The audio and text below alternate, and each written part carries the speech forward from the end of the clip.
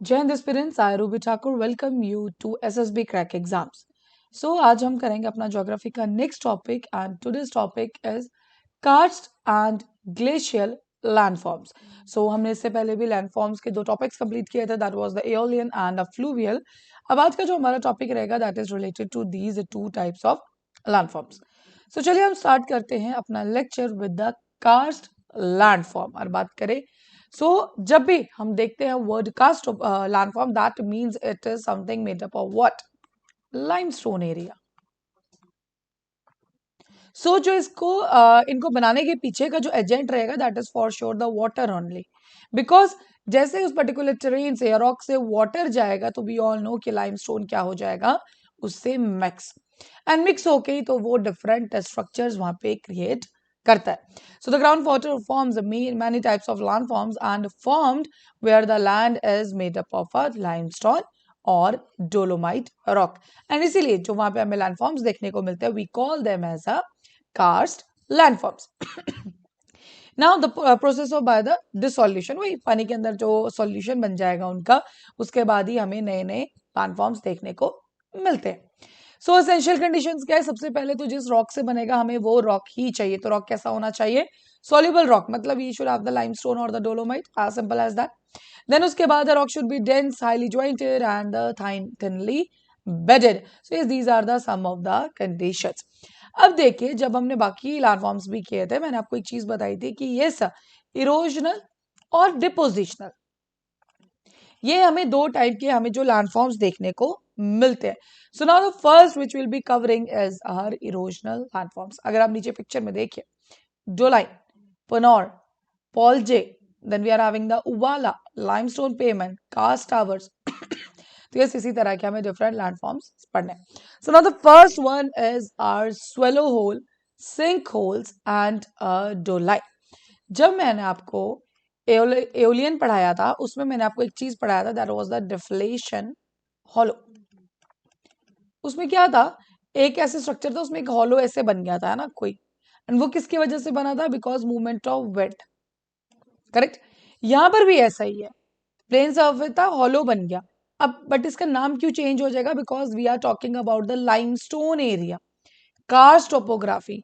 तो अगर यही वो होल जो हमने वहां पर डिस्कस किया था, सेम होल अगर यहां पर भी बन रहा है, so what we will call it as a swallow hole. Correct? So it is a depression or hole in the ground caused by some form of a collapse of the surface layer. A great variation in the size of sinkholes is observed. तो सबसे छोटा होता है swallow hole, उससे बड़ा है sink hole, and the last जिसको हम connect करके देखते हैं we call it as a doline. So I will explain it later. That so swallow hole sink hole के साथ एक चीज याद रखिएगा, that is very very important. So just see, अगर ये एक छोटा सा होल है then we'll call it as a swallow hole. इसका साइज थोड़ा सा बड़ा हो जाता है, will be calling it as a sink hole. लेकिन बहुत सारे सिंक होल्स या स्वेलो होल जब एक दूसरे से कंबाइन हो जाते हैं, what we call it? We will call it as a doline. Correct. So that is important. Now next is our lapies. Just imagine एक ये ऐसे स्ट्रक्चर है, देन अब क्या हुआ, बीच बीच में पानी यहां से जाता रहा और ऐसे स्ट्रक्चर में से ये ऐसे बच गया. करेक्ट. देखिए नीचे पिक्चर में भी दिया हुआ है. इसको क्या बोलेंगे हम? This is called as lapies. Just see the particular picture down, आपको समझ में आ जाएगा. So the weathered limestone found in the karst regions and consisted of what? Etched and fluted and pitted rock. Just see, देखिए यहां से बीच से गया, done. So that is what we call as what? Erosional landform में से lapies. Correct. तो कुछ भी है इस तरह का structure, then it is etched, then it is pitted, fluted. We call it as what? That is lapis. Separated by a deep grooves formed by the solution of rock. हुआ क्या होगा? ऐसे नॉर्मल था, बीच बीच से जहां जहां से सॉल्यूशन होता गया वो पार्ट निकलता गया और लास्ट में ये जो स्ट्रक्चर था वो कैसे बच गया? ऐसे. ठीक है. यस, यही हमने पढ़ा था, लेकिन आपको ध्यान क्या रखना है, इस स्ट्रक्चर को क्या बोलते हैं? We call it as lapies. Then next is our uvalas. आपको याद है एओलियन में हमने किया था one structure, that was the playas. अब वही पलायास लाइमस्टोन वाले एरिया में क्या बन जाएंगे? We call them as uvalas. Uvalas is a collection of a multiple smaller individual sinkholes. देखो that collides into a compound sinkhole. A single uvala typically contains a numerous sinkholes within. देखिए sinkhole मैंने आपको क्या बताया था, छोटू सा होगा, लेकिन अब ये बहुत बड़ा एक डिप्रेशन बन गया है, and we call it as uvalas. Done. So this is very very important. Now next is our polge, an extensive depression having a flat floor and steep walls. आपको याद है हमने किया था कैनियन, डन, उसमें हमने क्या किया था, उसमें भी क्या था, बीच में डिप्रेशन था, साइड में वॉल्स थी। एक हमने कैनियन किया था, एक हमने गॉर्ज किया था, करेक्ट। तो सेम वही चीज है, अब यहां पर आके क्या बन जाएंगी, इट इज द पोल्जे। यहां पर भी क्या है, देखो बीच में फ्लैट है एंड साइड में क्या है, walls. So what we call it as? We call it as a polge. So an extensive depression having a flat floor and steep walls, but no outflowing surface system found in the region having a karst topography. Correct? So अभी तक हमने क्या किया, देखिए sink hole छोटा सा whole, swallow hole थोड़ा सा बड़ा हो गया, डो लाइन छोटे छोटे सिंक होल्स कंबाइन हो गए, उवाला पानी वाला एरिया, करेक्ट। एक सिंक होल तो बहुत बड़ा उसका साइज हो चुका है। देन वी गॉट लेपीज ऐसे, correct, done. And similarly we are having one our polje, उसमें क्या है, साइड से स्टीव वॉल्स है, बीच में फ्लैट है, करेक्ट। सो आपको सिर्फ इनके स्ट्रक्चर्स, इनकी शेप्स याद रखनी है, correct, that is very very important. चलिए सो देखिए, now let's see this particular, यहाँ पे हम इनको कंबाइन करते हैं। देखिए सिंक होल, सी छोटू सा है, then we are having a swallow hole, थोड़ा सा इसका साइज बड़ा हो गया, so means sink hole, swallow hole या डुलाइन। कैसे, जैसे इसका साइज वेरी हो रहा है, हमारा इसका नाम भी चेंज हो जा रहा है, करेक्ट। देखिए then we are having a polje, see this one, let's take some highlighter here, okay, this one is polje, बीच में क्या है, फ्लैट है, साइड से स्टीप, डन। उबाला क्या हो गया, देखो, correct. Then we are having a doline, see. So these are the some important things which you have to take care of, correct? तो क्या क्या देखा हमने, sink hole, swallow hole, doline, uvalas. तो अगर मैं इसको एओलियन के साथ आपको करूं, तो जो हमने डिफ्लेशन हॉलोस पढ़े थे, ये तीनों, उवाला मतलब पलाया, ठीक है। और अगर मैं बात करूं लेपीज की, तो हमने वहां पे पढ़ा था यारदांग, जुगन, ठीक है। तो now you have to relate the shapes. अब जैसे ही शेप चेंज होगी, सेम शेप का दूसरे उसमें, दूसरे जेंड में, चाहे लाइमस्टोन है, फ्लूवियल है, एओलियन है, लैंडफॉर्म का नाम भी चेंज हो जाता है, करेक्ट। तो ये आपको इतना ध्यान में रखना है। I hope you are clear with that much part. चलिए अगला है हमारा इरोजनल का एक और लैंडफॉर्म्स, क्या है, केव्स। केव्स आप सबने देखा, हिंदी में क्या बोलते हैं, we call it as a गुफा, ठीक है। मान लीजिए कैसा स्ट्रक्चर था, लेकिन अभी रोड होता था, वो कैसे बन गया है, ऐसे बीच से खाली, done. So that is called as cave, correct. So this is an underground cave formed by water action. ध्यान रखिएगा, जब मैं कास्ट टोपोग्राफी की बात करें तो एक्शन किसका होगा, वाटर का। प्रोसेस क्या होगा, डिसोल्यूशन, करेक्ट। जब हमने बाकी किए थे, हमने चीजें पढ़ी थी, हमने पढ़ा था एट्रीशन, डिफ्लेशन, एब्रेशन, करेक्ट। लेकिन इसके अंदर क्या है, dissolution. Cave formation is common in locations with alternating bedrocks with limestones or dolomites in between. Done. कैसे, जैसे हमने सॉफ्ट रॉक और हार्ड रॉक देखा था यारदांग और ज्यूगिन के बीच में, same thing will be applied. मान लीजिए ये एक रॉक है और नीचे यहाँ पे लाइमस्टोन है, तो क्या होगा, जैसे पानी आएगा, लाइमस्टोन वाला एरिया जो है वो बह जाएगा। क्यों, क्योंकि ये सॉल्यूबल है, तो ये सॉल्यूबल होगा और ये इरोड अवे हो जाएगा, कोई लैंडफॉर्म छोड़ जाएगा। देखो कितनी अच्छी चीज इसने वहां पे छोड़ी है, क्या, केव। Now, when we talk about the depositional landforms, so limestone के एरिया में we are having some depositional landforms, और देखिए नाम ध्यान, सबसे important है stalactite and one is stalagmite. एक टाइट है और एक माइट है। सो टी से ये ध्यान रखना, now just see, this is the spelling actually, correct, tight और दूसरे में क्या आ जाएगा हमारा, माइट। सो जो ये टी है ना, इसको याद रखना टेरेस से। तो इसको आप टेरेस से याद रखोगे, मतलब ये वो वाला स्ट्रक्चर है जो टेरेस से ऊपर से बन रहा है, बिकॉज आपको कंफ्यूजन हो सकता है। सो होगा क्या जब लाइमस्टोन मान लीजिए डिसॉल्व हो गया, ठीक है, तो वो नीचे नीचे गिरना शुरू करेगा, करेक्ट। आपने कभी देखा, अगर मान लो आप चौक को पानी में डिसॉल्व करके भी फेंकोगे तो जब पानी सूख जाता है पीछे क्या रह जाता है, वो चौक या अपना नॉर्मली जो लाइमस्टोन है वो अपना पीछे निशान छोड़ देता है, दैट वाइट पाउडरी। करेक्ट। तो वही चीज है इसमें। तो स्टेलेक्टाइट क्या है, जब वो ऊपर से ऐसे पानी आ रहा होगा देन तो ये पीछे पीछे जो लाइमस्टोन है वो यहाँ पे जमता गया, तो जो टेरेस से आएगा we call it as stalactite. Correct. लेकिन यही जब नीचे गिर रहा होगा तो क्या होगा, ड्रॉप ड्रॉप जाएगा।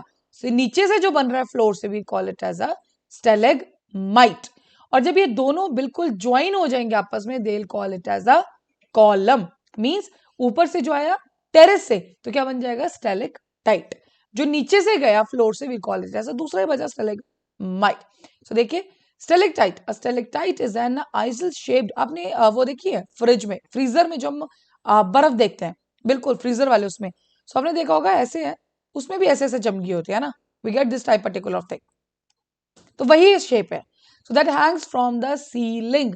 ठीक है, तो आपको ये ध्यान रखना है। सो सी जैसे सी कैसे भी याद रख सकते हो, इस सी से आप सीलिंग याद रख सकते हो, इस टी से आप टेरेस याद रख सकते हो, so you will not get confuse. Sealing of a cave and produced by precipitation of minerals from the water. Dripping through the cave ceiling, most structures have a pointed tips. Correct. Next is a stalagmite. A stalagmite is an upward growing mound of mineral deposits that are precipitated from water dripping onto the floors of a cave. Correct. तो जैसे कि अगर वो ऊपर से ऐसे आ रहा है तो नीचे जमा भी तो होगा, डिपॉजिट भी तो होगा, so is that will calling it as a stalagmite. और केव पिलर क्या है, जब ये जो दोनों ज्वाइन हो जाते हैं ना, तो या तो इसको आप कॉलम बोल दीजिए और we call it as a cave pillars. Correct. चलिए, so that was all related to the karst topography. आपने इरोजनल देख लिया, आपने डिपोजिशनल भी इसमें देख लिया। Now next is our glacial landforms and this is also very very important. अब ये किससे बनेगा, जैसे कि इसका नाम ही बता रहा है आपको, it is due to the ice. Correct, glaciers. So इनकी वजह से जब हमारे पास कुछ देखने को मिलता है will be calling it as glacial एनमाक्स।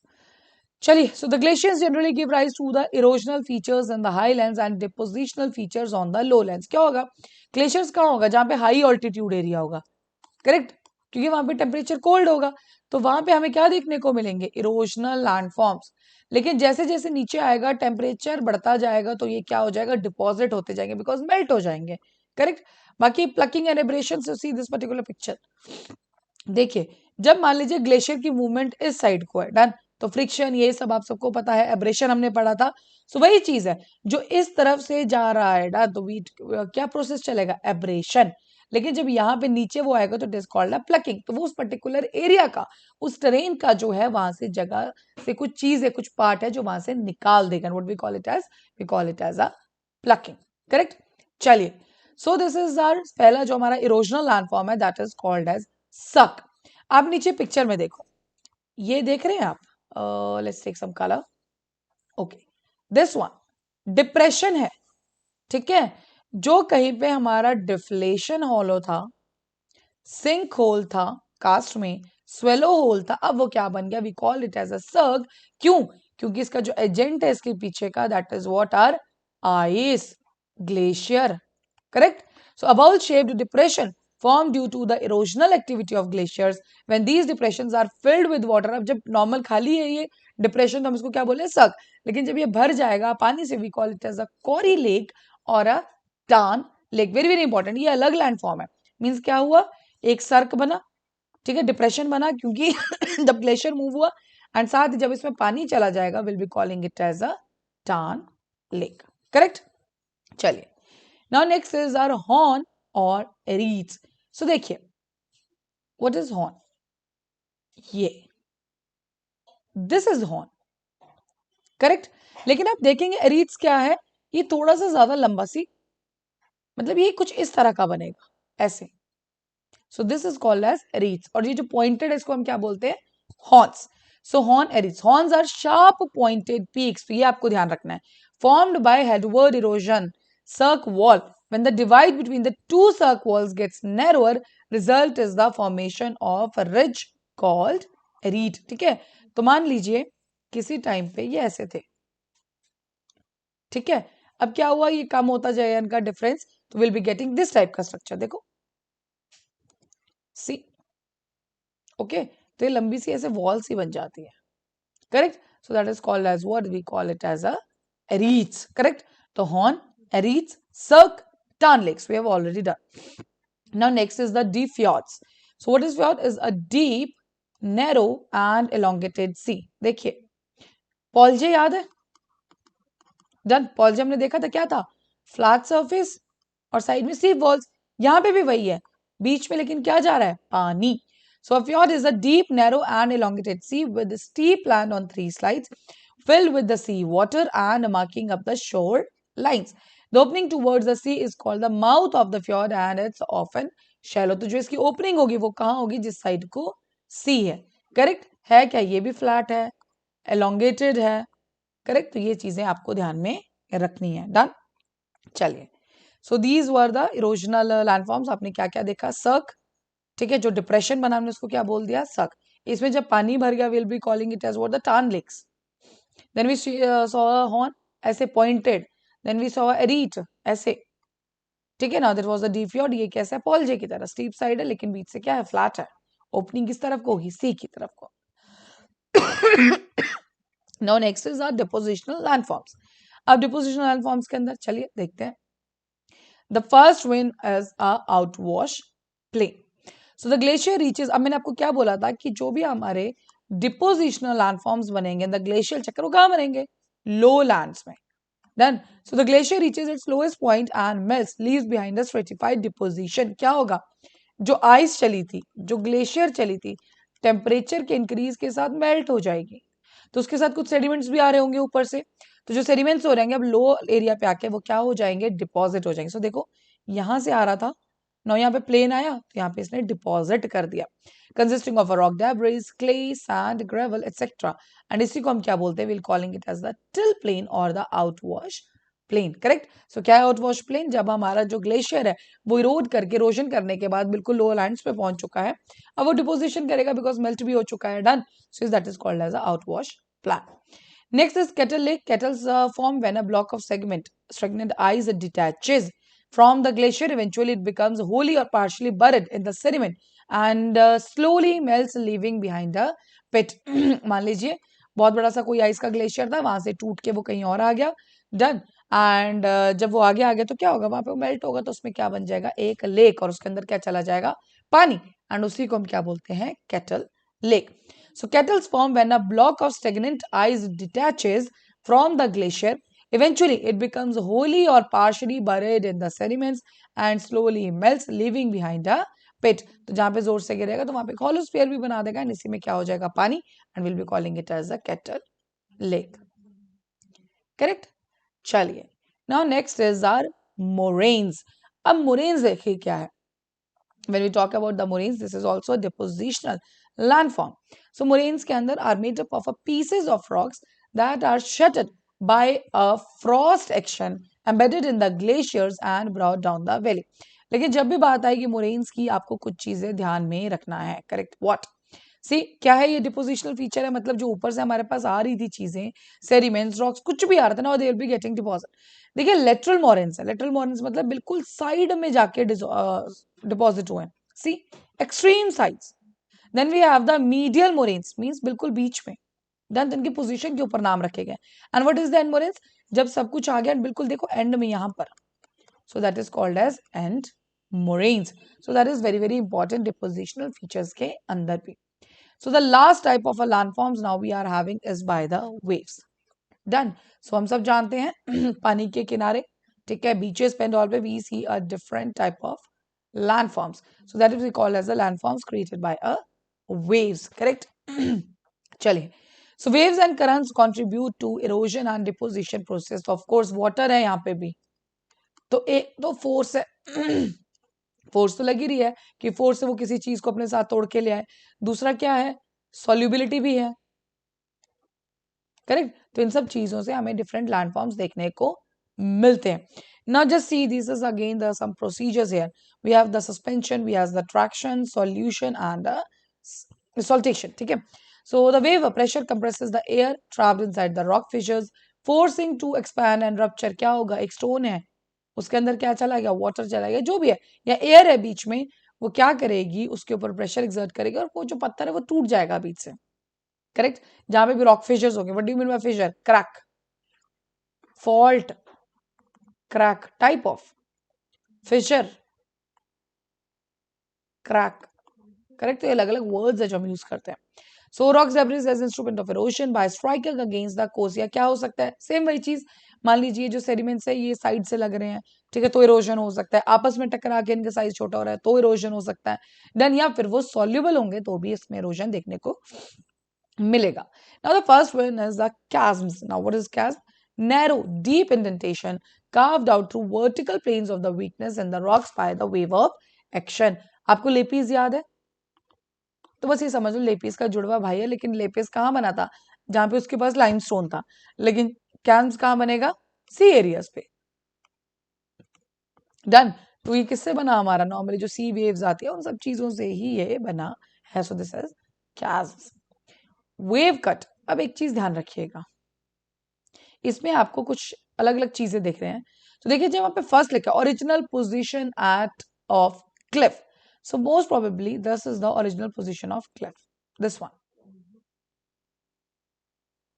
Correct. अब हुआ क्या कि नॉर्मली मैंने आपको एक चीज और बताई थी, हार्ड रॉक, सॉफ्ट रॉक.